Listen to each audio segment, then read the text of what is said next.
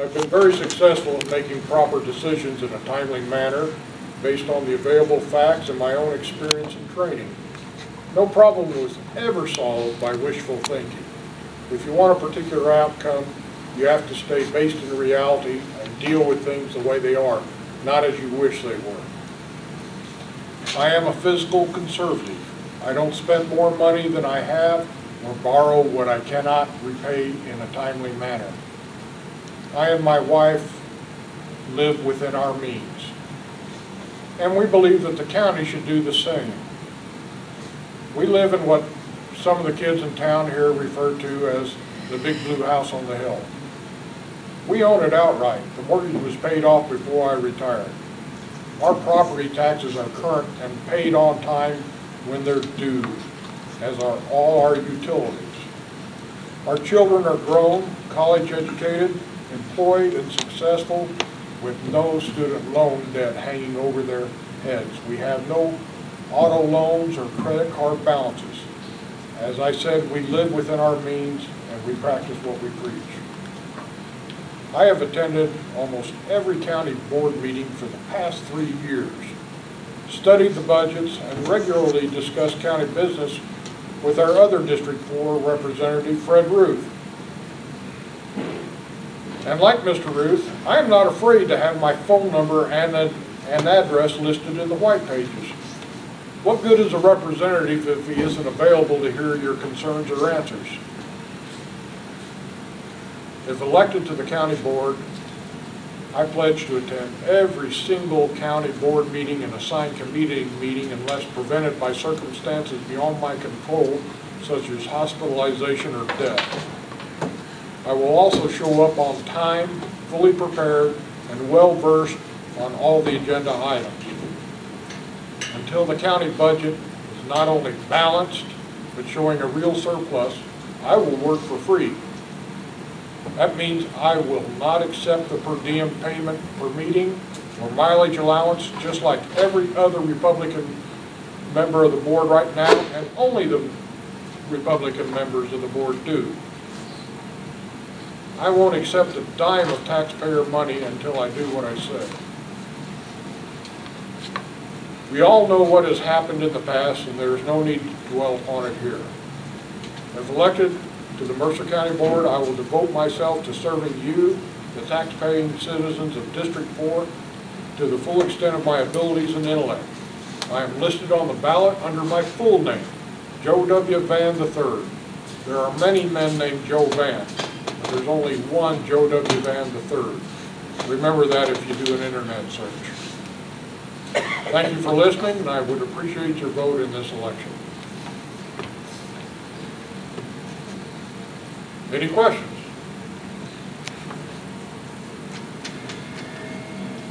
Is there a way of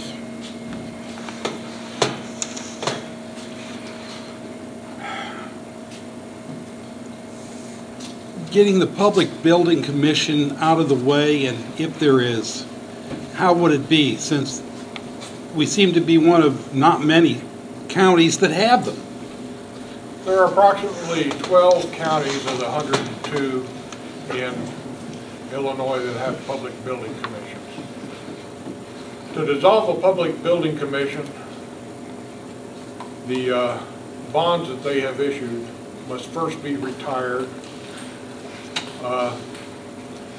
Any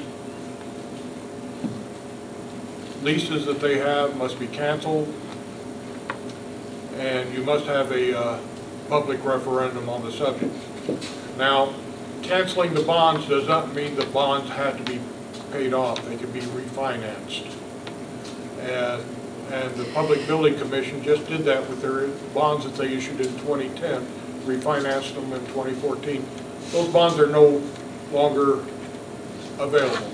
It's the same as if you refinance your house. Your old mortgage is gone. So yes, it can be done. The Building Commission is only supposed to execute improvement that is good for the county. So they need to be held accountable for what they want to do. because they're not allowed to do everything they think they can do. But are they held accountable now? What's that? Are they held accountable now? They haven't been, no. Well, I can't answer that because that's not a question. Oh, what? I got a question. Can you define the role of the building commission, since we're on the subject? Can you define it in reference to what his statement is? Could you define it? Well, under the Public Building Commission Act of 1955, it was established because many counties, their public buildings were crumbling and the voters were not voting for bonds issued. So that was, the whole purpose was to be able to fund public buildings without going to a public referendum. However, in 1993, that act was amended so that any time a previously established public building commission, such as ours, which was established in 1985, if their purpose was amended or they were going to issue any more, do anything that wasn't in their original charter, it had to go to a public referendum.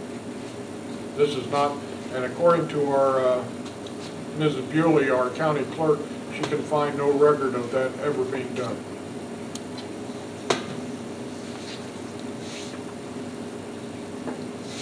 Yes? Mr. Vann,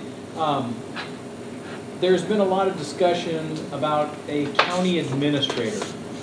Can you enlighten us on what your thoughts are on Mercer County having a county administrator? I think a county administrator would be a definite asset. However, we as a county cannot afford the high dollar items that would take to attract somebody from a large city with a lot of experience. However, what we could do, after writing a proper job description, is attract a recent graduate of a school of government management. They've just been coming right out of college, want to make our mark. We've got a small county to work with, and studies have shown over and over again that a county manager can bring in 6 times their salary in grants and new funds coming into a county. Why can't the county board do that? The county board can't do that because, frankly, the county board doesn't get paid a salary and they don't have full-time to do it. It is a part-time job. You need somebody full-time. We've got a lot of direction here. The county, as well as writing grants. Writing grants is actually quite a complicated process all in itself and takes a great deal of time. The county board only meets once a month. The county administrator would also be the department head for all departments that do not have an elected official in charge of it.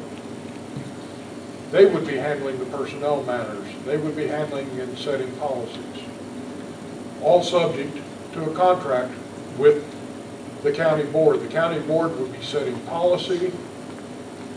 The county administrator would be putting the policy into effect. So what kind of a salary are you going to have to pay somebody? I would probably say probably around $40,000, a little more for somebody just starting out of college. Which would, of course, we would probably no longer be paying a salary to the chairman of the county board either, because that wouldn't be a full-time job. So, and as I said, they can bring in up to 6 times their salary in additional revenues for the counties. Makes sense. Any other questions? Joe, would the money that they're going to spend on this forensic audit, would that be better spent by hiring an administrator? I can't answer that question because I don't know how much money is currently missing. We can get a significant amount of that money back. The treasurer position is bonded. We have a bonding company. That's exactly what they're for. is to pay off when he steals and doesn't do his job. Okay. So if I doubt if it's along the lines of Rita Crundle because, or Crundwell, because obviously he didn't live that high on the hog. But it's a lot more, I have a strong suspicion that it's a lot more money than what we've been led to believe. Could very well be.